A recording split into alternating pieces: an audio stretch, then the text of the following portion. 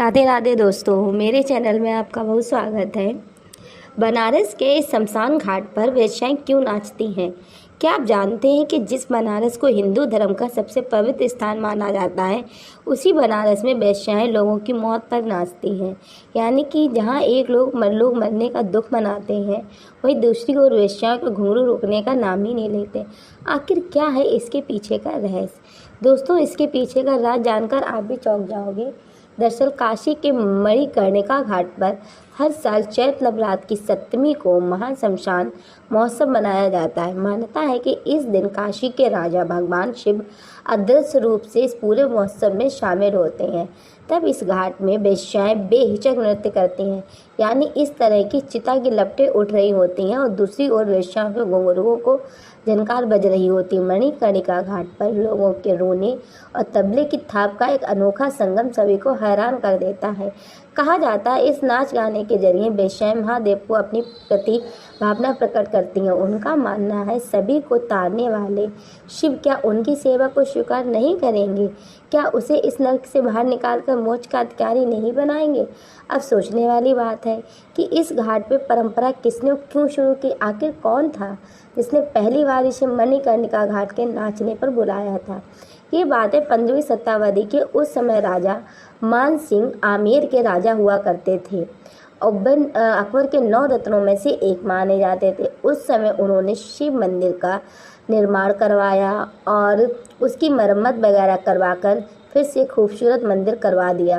रीति रिवाज के अनुसार मंदिर में जीर्णोद्धार के बाद राजा मान सिंह का मंगल उत्सव मनाना चाहते थे, इसीलिए उन्होंने नगर में बेहतरीन संगीत नृत्य कलाकारों को आमंत्रित किया, लेकिन किसी भी कलाकार उस घाट पर हिम्मत नहीं हुई। मान सिंह का मन दुखी हो गया। वे बिना उत्सव मनाए वापस दिल्ली जाने की तैयारी करने लगे। ये बात उन नगर की वेश्याओं को पता चली तो उन लोगों ने आपस में बात करके राजा साहब को एक पत्र भेजा, जिसमें लिखा था अगर आपको सही लगे तो हम वेश्याएं आकर नृत्य कर सकती है, ये हमारे लिए सौभाग्य की बात होगी। राजा मान सिंह पत्र पढ़कर बहुत खुश हुए। उन्होंने पूरे मान सम्मान के साथ रथ भेजकर वेश्याओं को घाट पर बुलाया। वहां आकर वेश्याओं ने दिल खोलकर डांस किया। तभी से परंपरा शुरू हो गई। इतना ही नहीं, तब से मान्यता है कि जो भी वेश्या इस आकर नृत्य करेगी उसका अगला जीवन वेश्या नहीं होगा, क्योंकि कोई भी स्त्री वेश्या अपनी मर्जी से नहीं बनती, लेकिन हर वेश्या इस नरक से निकलना जरूर चाहती है। ऐसे में जिंदगी किसी की अभिशाप से कम नहीं है।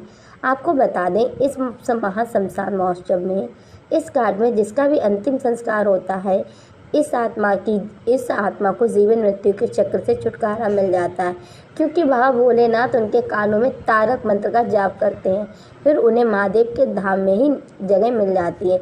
इसीलिए कहा जाता है मोक्ष की नगरी काशी में मरने का उत्सव मनाया जाता है। जब आपको मणिकर्णिका घाट से जुड़ी एक रोचक बात बताते हैं। मानता है इसी घाट पर माता सती के कानों का कुंडल गिरा था, इसीलिए इसका नाम मणिकर्णिका पड़ गया। दरअसल ये माता सती प्रजापति दक्ष के यज्ञ से जब अपना शरीर त्याग दिया था, भगवान शिव वियोग में डूबे हुए थे और यही नहीं, वो इतना खो गए थे कि वे सती के जले हुए शरीर को छोड़ने के लिए तैयार ही नहीं थे। तब उन्होंने सती के वियोग में बाहर लाने के लिए विष्णु जी ने अपने सुदर्शन चक्र को सती के शरीर के 52 टुकड़े कर दिए थे। मान्यता है ये 52 टुकड़े धरती पे जहाँ जहाँ गिरे वहाँ वहाँ शक्तिपीठ की स्थापना हुई और धरती पे लोग इस शक्तिपीठों के दर्शन से पुण्य प्राप्त करते हैं। तो दोस्तों, मेरी जानकारी आपको कैसी लगी? अच्छी लगी तो प्लीज़ एक लाइक और कमेंट जरूर करिएगा, और मेरी वीडियो आपको कैसी लगी प्लीज़ कमेंट में करके ज़रूर बताइएगा। धन्यवाद दोस्तों।